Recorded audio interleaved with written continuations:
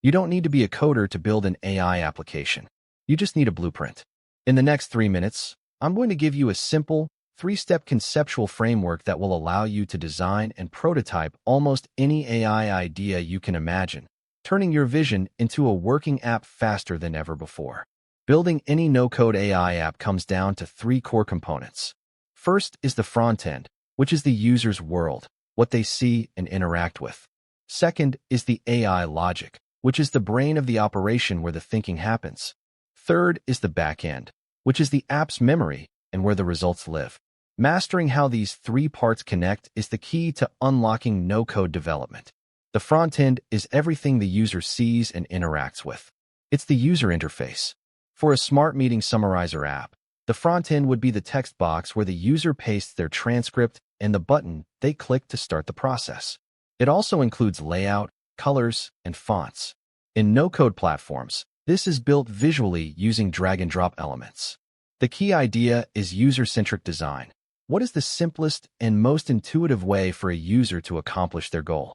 A great no-code app still needs a great user experience. Next is the AI logic, where the thinking happens. The core concept is the workflow, a trigger action system. The trigger is the user clicking a button that starts an action, such as an API call to an AI model like GPT-4. An API acts like a messenger.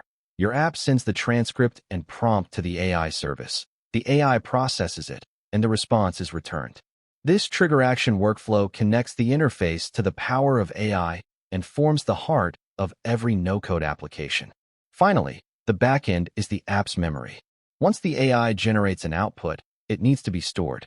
In no-code tools, the backend often looks like a simple database similar to a spreadsheet. Each row can represent a new result, with columns for the date, user, and generated content. This enables features like user history.